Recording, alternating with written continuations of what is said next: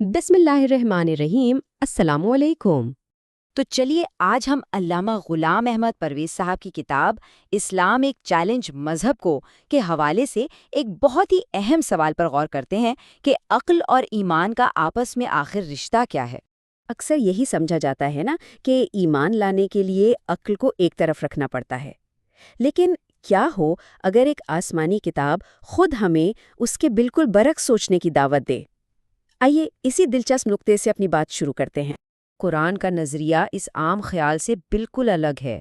وہ ہم سے آنکھیں بند کر کے ماننے کا مطالبہ کرتا ہی نہیں، بلکہ بار بار عقل اور فکر سے کام لینے کی بھرپور حوصلہ افزائی کرتا ہے۔ تو یہ جو ایک تصادم کا تصور ہے، قرآن اس کو سرے سے ہی رد کرتا ہے۔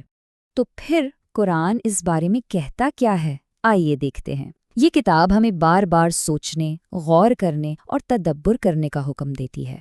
یہاں دیکھیں کتنا واضح سوال ہے۔ قرآن پوچھ رہا ہے کہ لوگ اس میں غور و فکر کیوں نہیں کرتے؟ کیا ان کے دلوں پر تالے لگ گئے ہیں؟ یعنی غور نہ کرنے کو دل کے بند ہو جانے کے برابر قرار دیا گیا ہے۔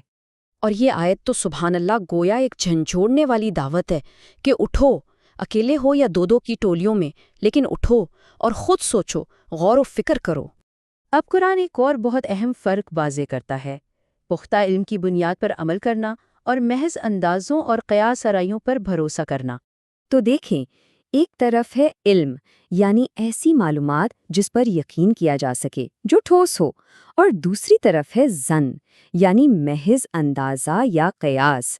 قرآن کہتا ہے کہ اندازوں پر چلنا تو گویا اپنی عقل کو استعمال نہ کرنے کے برابر ہے، کیونکہ اندازے کبھی بھی سچائی کی جگہ نہیں لے سکتے۔ اس آیت میں بات بالکل صاف کر دی گئی ہے۔ جب حقیقت سامنے ہو تو پھر شک اور گمان کی کوئی گنجائش باقی نہیں رہتی۔ لیکن سوال یہ ہے کہ سچی سمجھ یعنی حقیقی فہم حاصل کیسے ہو؟ اس کے لیے قرآن دو بہت گہرے تصورات پیش کرتا ہے۔ اب یہ بہت ہی دلچسپ فرق ہے۔ قرآن دو طرح کے دیکھنے کی بات کرتا ہے۔ ایک ہے نظر، یعنی بس آنکھوں سے دیکھ لینا، اور دوسرا ہے بصر، جس کا مطلب ہے دل کی آنکھوں سے دیکھنا، بصیرت سے دیکھنا، چیزوں کی تہہ تک پہنچنا۔ ایک آنکھ کا کام ہے تو دوسرا عقل اور ذہن کا۔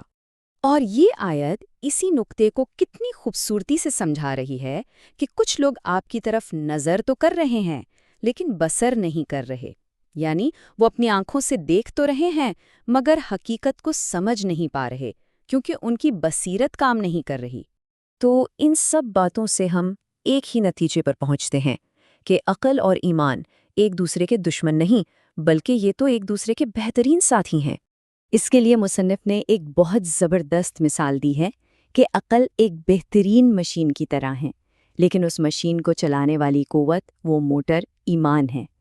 اور اگر ایمان ہے لیکن عقل نہیں تو یہ ایک ایسی اندھی طاقت ہے جسے اپنی منزل کا پتہ نہیں۔ ایک کو توانائی چاہیے، دوسرے کو صحیح سمت۔ اور یہ صرف کوئی فلسفیانہ بات نہیں ہے، تاریخ بھی اس کی گواہ ہے کہ جب بھی یہ دونوں چیزیں ملیں ترقی ہوئی۔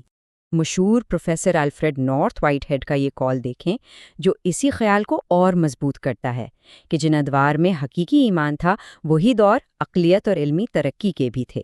تو پھر سوچئے، اگر ایمان عقل کو طاقت دیتا ہے تو یہ دونوں مل کر کیا کمال نہیں کر سکتے؟ اسی سوال کے ساتھ آج کا موضوع یہاں ختم ہوتا ہے۔